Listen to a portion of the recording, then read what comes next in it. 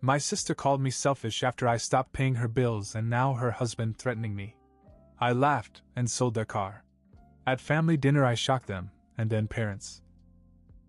I never expected things to go the way they did, especially with Amy's sister and her husband. I mean, for 7 years I had been helping her pay her bills. 7 years? I paid their rent when they fell behind. I paid for the kids' school clothes, sent extra money when there was an emergency, and helped with everything in between. I didn't really think much about it. I figured, she's my little sister, you know? You take care of your family. Meanwhile, her husband, Matt, was always off doing God knows what. Technically, he was between jobs. Always. But somehow he managed to spend a lot of time at the casino. He'd always swear that he was on the verge of a big change, that he had clues about work and that things were going to get better. Amy believed him every time. But deep down, I think she relied on me more than she'd ever admit. She always knew I'd be there for her. I guess for her, I was the safety net that would never break. But that safety net started to fray when I met Lauren. She saw through the whole situation. We'd only been dating a few months when she asked me one night, "Why are you working yourself to death just to support someone else's family?" At first I was defensive. I told her it wasn't like that I wasn't working for her. But she just gave me this look, like, "Come on, Ethan." And that's when it hit me. I had been making sacrifices, big sacrifices, for years without realizing how much it was costing me. I wasn't saving like I should have. I had my own goals, dreams, plans, but they were always on hold because I couldn't say no to my sister. Lauren made me realize it was time to change. So I did. I went to Amy's house to tell her and Matt that I wasn't going to send them any more money. I wasn't expecting a thank you or anything, but I wasn't expecting what came next. As soon as I told her, Amy lost it. She screamed at me and called me selfish. She said I was acting like a stranger, not a brother. "You have always helped us. Why are you stopping now? What's wrong with you? You can't just abandon your family like that." I tried to explain that I wasn't abandoning anyone, that I had to focus on my own future. But she wouldn't listen. That's when Matt walked in. He must have overheard part of the conversation because he came right up to me and said, "Are you kidding me, man? Keep paying. She's your little sister. Who else but you? You know it's not nice to ask your parents for money." That was his big point. It wasn't about how they would find another solution or make things work without my help. No, he just expected me to carry on as usual. He acted like it was my responsibility forever. Like supporting them had become my job. I laughed. I couldn't help it. "You've got some nerve," I told him. "You don't work, you waste money in the casino, and you expect me to finance your life? Nah. I'm done." Then I hit him with the kicker. "Oh, and by the way, I'm selling the car I bought you. Since you don't have the money for the payments, you can start walking." They both started yelling at me. Amy begged me not to do it, saying I was being cruel. Matt started cursing at me, acting like he wanted to fight me. I didn't even flinch. I told them, "Sorry, but I have a wife now. I have to think about my future. About my children and my business. I'm not sending you $600 a month until I'm in my grave." I walked out while they were still screaming. I had never felt so free. 2 days later my parents called. They said we needed to have a serious talk and invited me to a family dinner. I knew what was coming. They were going to try to pressure me to change my mind. Before I left, Lauren told me, "Don't let them guilt you. Be above them." She was right. But I wasn't ready for how crazy things were going to get. I showed up at my parents' house that evening expecting to be ambushed. Sure enough, when I walked into the dining room, Amy and Matt were already there. My parents were sitting quietly at the table, as if this was some kind of intervention. The tension was thick enough to choke on. Amy wasted no time. "Ethan, you can't be serious," she began, her voice shaking. "You really want to sell our car? How are we supposed to get the kids to school?" Matt jumped in, trying to play the victim card. "We're struggling, man. You know that. You've always helped us. What's changed? You've got plenty of money, why can't you help a little longer? I leaned back in my chair and shook my head. Plenty of money? I asked. You think working 60-hour weeks, giving up my weekends, and not taking vacations means I have plenty of money? You have no idea what it takes to keep things running on my end. You're acting like a stranger, Amy snapped. Not a brother. Matt followed with his usual nonsense.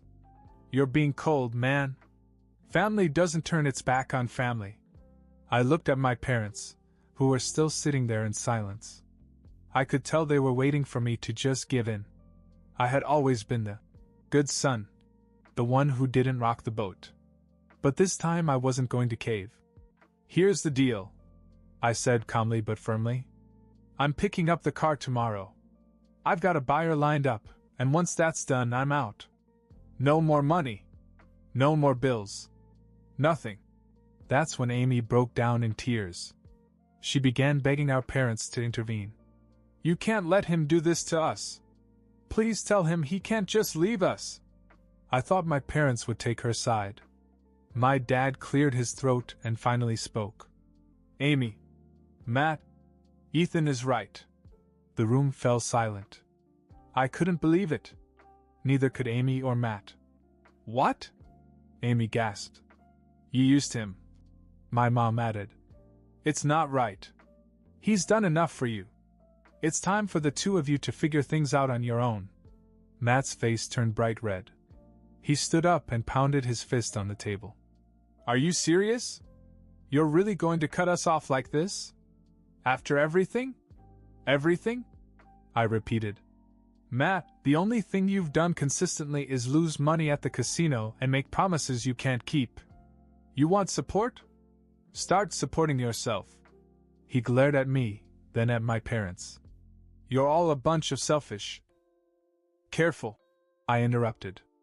I stood up and took a step toward him. This is what's going to happen. You're going to hand over the car keys, or I'm going to make sure you leave here in an ambulance. Your choice. Matt froze. For once, he didn't have a comeback. He reached into his pocket, pulled out the keys, and threw them on the table. Smart move, I said. Amy was still crying, but my parents weren't moving. My dad crossed his arms. You need to leave now. Both of you. You can't do that, Amy cried. You're our parents. And Ethan is our son too, my mother replied. You've used him long enough. Matt looked like he was going to argue, but he must have realized he was outnumbered. He grabbed Amy's arm and they both stormed out. I heard them muttering as they hailed a cab. After they were gone, the room felt lighter. My parents finally seemed to understand how bad things had gotten. We should have done this years ago, Dad said with a sigh. I'm proud of you for standing up for yourself, Ethan. It was the first time I'd ever heard him say that.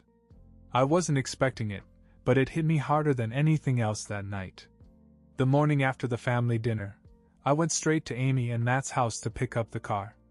I half expected them to try some last-minute stunt, but when I got there, Matt was just standing on the porch with his arms crossed, glaring at me like he wanted to burn a hole through my skull.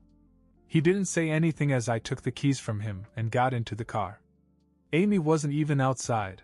Maybe she couldn't face it. I started the engine, rolled down the window and gave Matt one last look. This was never supposed to be a permanent arrangement. You should have planned for this day. He didn't respond, just clenched his jaw and watched me drive away. I sold the car later that day, handed the title to the buyer, and felt a small wave of relief. Another piece of their entitlement gone. But of course, people like Matt and Amy don't back down that easily. My phone buzzed that afternoon. It was my mom. I could hear the tension in her voice. Ethan, we need to talk, she said. What's going on? I asked, although I already had a sinking feeling. Your sister and Matt have been calling us nonstop since this morning. They're threatening to cut us off from the kids. I pinched the bridge of my nose. Let me guess, they're saying that if you don't convince me to keep sending them money, they won't let you see your grandchildren anymore. Exactly, Mom replied. They're trying to hold the kids over our heads like leverage. Matt even had the nerve to tell us that if we don't stop you from selling the car and cutting them off, we'll never see them again. I wasn't surprised. Matt was predictable, always using manipulation and threats to get his way. What did surprise me was how calm my mother sounded about the whole thing. Let me talk to him, I offered, already getting heated. No need. My dad cut in, taking over the call. We've got it covered. There was a calm steeliness in his voice that I hadn't heard in a long time. They think they have the upper hand, but they're forgetting one key detail. We're the reason they even have a house to live in. I froze. Wait, what? You didn't know? Dad said. About 5 years ago, Amy and Matt couldn't qualify for a mortgage. We co-signed, paid most of the down payment, and have been quietly helping with the mortgage ever since. If they pull this stunt, all we have to do is stop paying and the bank will take the house. I sat back and let it sink in. All this time I thought I was the only one keeping them afloat. Apparently, my parents had done just as much, if not more. What did they say when you told them? I asked. They freaked out, Mom said, and I could almost hear her smirk.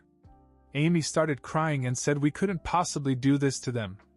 Matt tried to bluff, saying we'd never go through with it. But when we made it clear that we could and would sell the house, they quickly backed down. Damn, I said, laughing. You really gave them a reality check, huh? We had to, Dad replied. They've been taking advantage of us for years. It's about time they faced the consequences. For the first time in a long time, I felt like we were all on the same page. My parents weren't going to let Amy and Matt manipulate them anymore, and neither was I. Good, I said. They've been getting away with it for too long. After that call, there was silence from Amy and Matt. No more angry texts, no more guilty phone calls. I guess they realized their threats weren't going to work anymore. Still, something told me this wasn't over. People like Matt didn't give up that easily. There would be more games, I just didn't know when or how. But at least this time I wasn't facing it alone. A few days later, my mother called again. I expected her to tell me that Amy and Matt were still sulking, but what she said took me completely by surprise. Ethan, your dad and I have come to a decision, she began. We're selling the house where Amy and Matt live. I sat up straight. You're what? Seriously? Yes. We talked about it, and agreed that they need a real wake-up call. We're going to sell the house and give them $10,000 as a cushion, just enough to get back on their feet. But that's it. No more handouts. They're going to have to figure out how to make it on their own from now on. For a second, I thought I had misheard. My parents had always bent over backwards for Amy. I'd never seen them put their foot down like this. I mean, these were the same people who had quietly co-signed for her house, paid bills behind the scenes, and made excuses for her and Matt's behavior for years. Well, I finally said. I didn't expect you to go this far. Mom sighed. We should have done this a long time ago, Ethan. We thought we were helping them, but all we did was make them dependent on us. Matt has become lazy and entitled. Amy won't stand up to him because she's always had a safety net. It's time for them to learn what it's like to be responsible for themselves. And you're really going to give them 10 grand? I asked, still trying to process. Yes, Dad chimed in. It's a gesture to show that we're not abandoning them. We still care about them, but they need to know that respect and gratitude aren't optional. If they want to keep their relationship with us, they have to stop taking advantage of everyone. Damn, I muttered. You guys are going nuclear on them. We have to, Dad said firmly. They didn't take us seriously until we threatened to sell the house. And if they pull another stunt, we're prepared to cut ties completely. Frankly, I was impressed. My parents had finally reached a breaking point. They weren't just supporting me, they were sending a clear message that Amy and Matt had burned too many bridges. It felt good to know that I wasn't the only one holding them accountable anymore. So when are you going to tell them? I asked. Tomorrow, Mom replied. We're going to give them the $10,000 and explain that once the house is sold, they're on their own. No more money, no more bailouts. They're going to have to learn to budget and live within their means. I couldn't stop smiling after that phone call.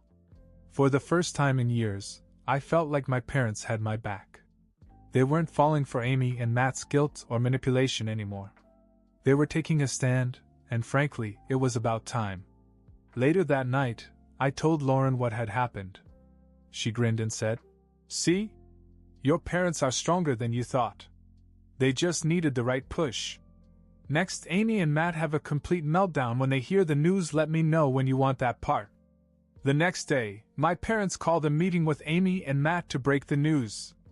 I wasn't there, but I heard all the juicy details afterwards. Mom didn't sugarcoat anything when she recapped the meltdown for me later that night. Apparently, it all started out civil enough. Amy and Matt showed up, probably thinking this was going to be a negotiation.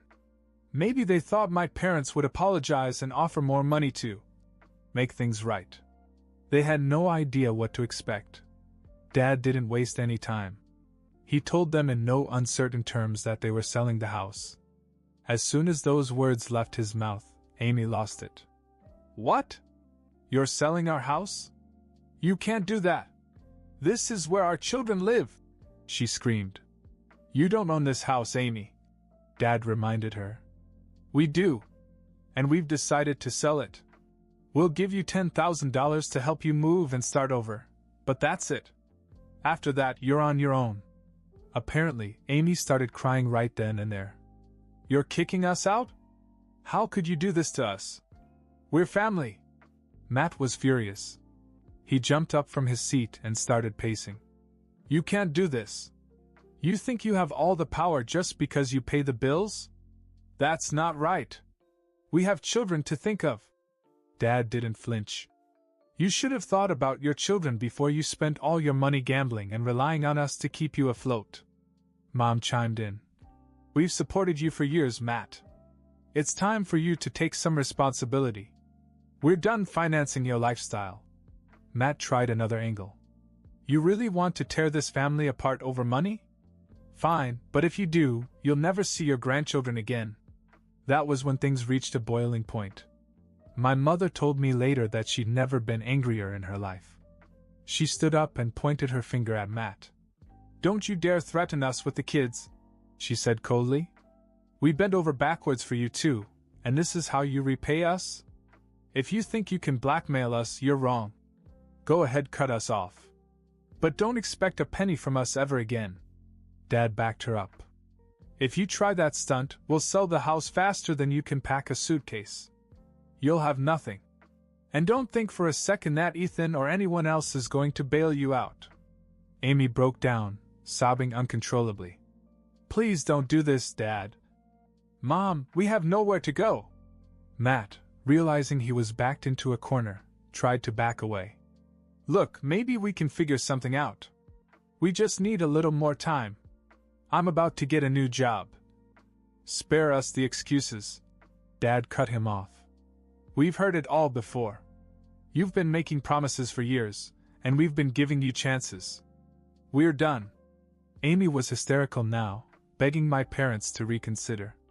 She begged them not to sell the house, saying they couldn't survive without help. But my parents were adamant. They told her they were doing this to teach her and Matt a lesson to stop them from dragging everyone down with their irresponsibility.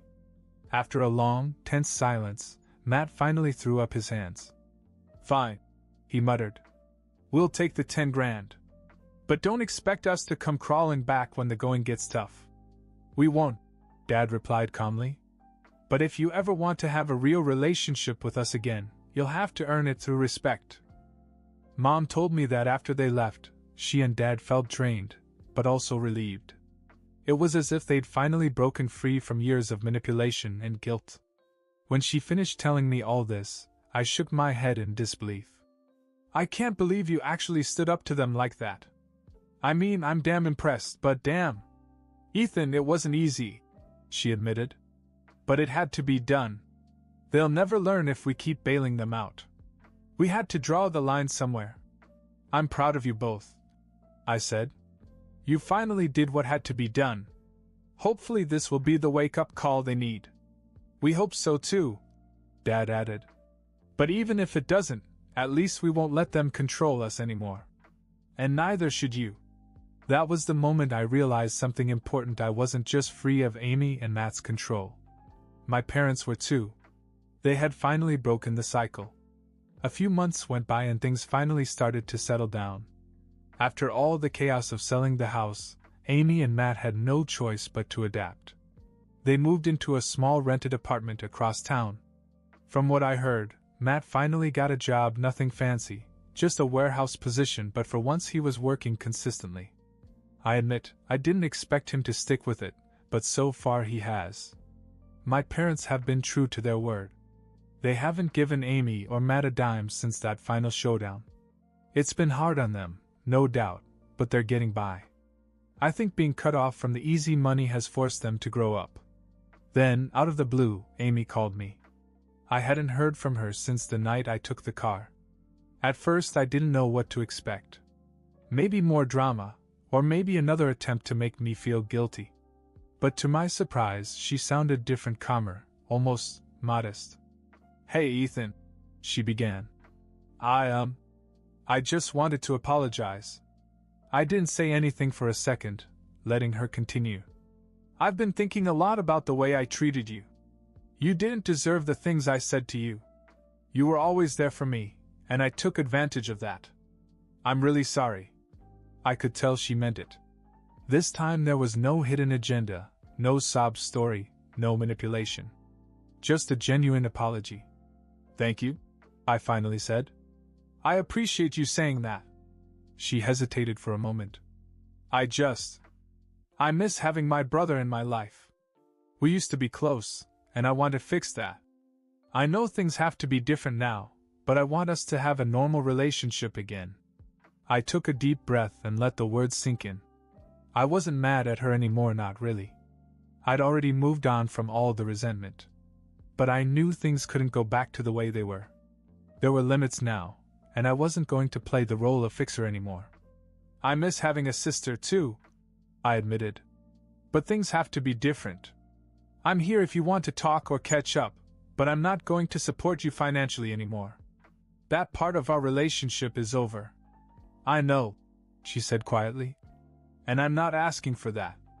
I just want to start over." It felt good to hear those words. I knew it wouldn't be an instant fix. We had a lot of years of bad habits to undo, but it was a step in the right direction. We've been talking again since that phone call. Slowly but surely, we're rebuilding our relationship. Amy is more grounded now, and honestly, it's a relief. It feels like I have a real sister again, not someone who just sees me as a bank account. As for Matt, I don't hear much from him. I'm okay with that.